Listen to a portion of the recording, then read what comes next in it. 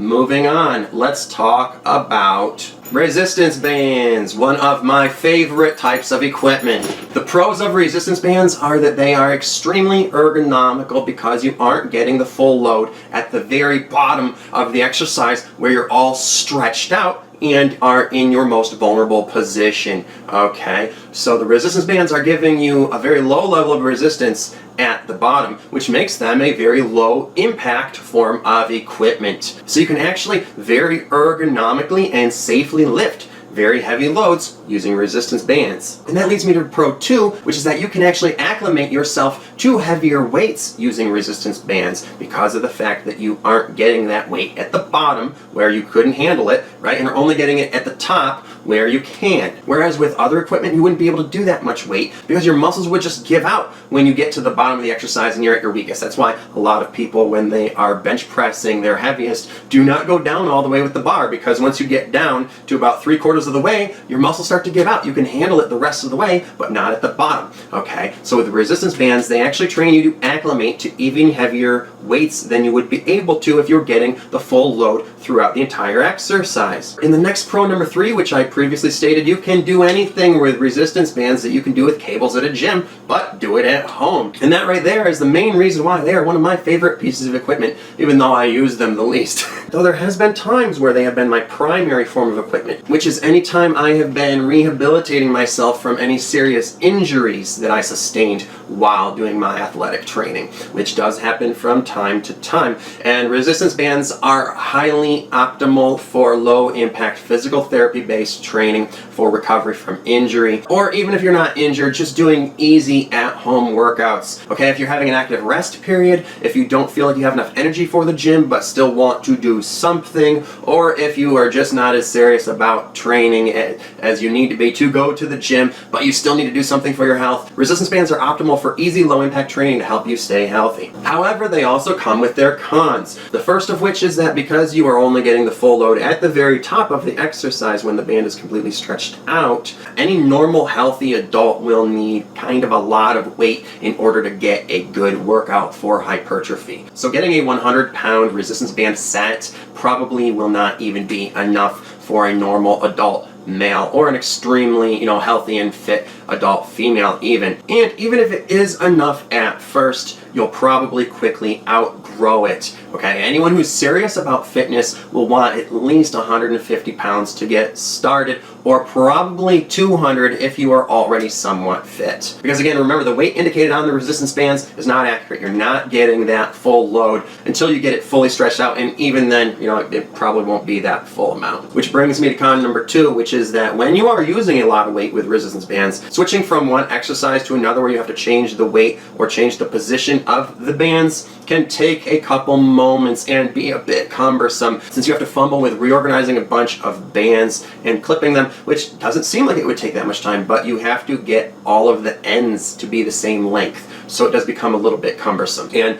that can not only be frustrating, but will also hinder the speed of your workout and make it less intense and thus less aerobic. Also, con number 3 is that the more you use your resistance bands over time, the more stretched out they get, which makes them looser, and thus they offer less and less resistance as time goes on. So while the band may say that it weighs one weight, it will actually be weighing less and less the more that you use it, which is converse to the fact that you are getting stronger and stronger the more you work out, and will be needing more weight, not less, which makes resistance bands less and less effective as time goes on. Which is why I said that even if you start with a 100-pound set and that is enough weight for you to get started, sooner or later it probably won't be enough anymore, because it no longer will be 100 pounds and you're getting stronger to the point where you need more than 100 pounds, not less. Con number 4 is that resistance bands break sooner rather than later. Okay, they will only last for a matter of months or maybe a year or so, depending on how much you are using them.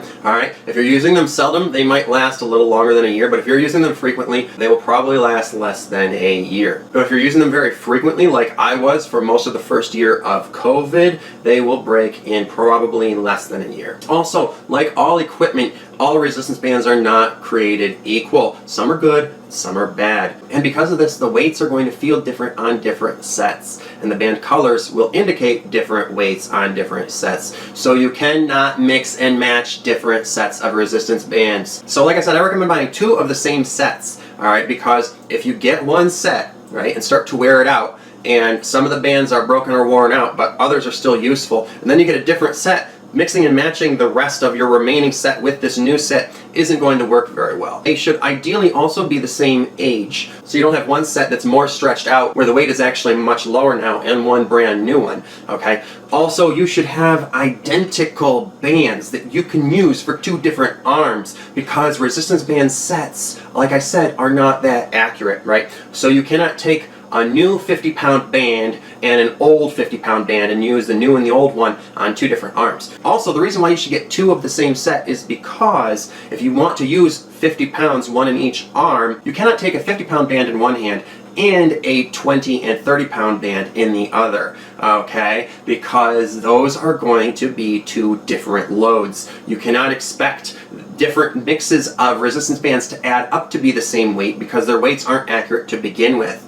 Alright, so if you want to do a 50-pound band in one hand and another 50-pound band in another hand, you need 2 identical resistance band sets. And if a band breaks and you want to be able to use the others, but you want to get a new set and you want to be able to mix them, you should get the same set and then try to use an equal mix of new and old bands together. So what I did when this happened to me, I would keep the new and the old set separate, and I would alternate which sides I used them on. And the last con that I really feel the need to say is that although I personally have had a very good experience with exercising with resistance bands and have mostly positive things to say and think that they're a great form of equipment, that could just be my own personal experience, and it could actually be due to luck, because I purchased a number of sets on Amazon before, and thus I've read through a lot of reviews on them, and it seems like there's also a lot of people out there having bad luck with them.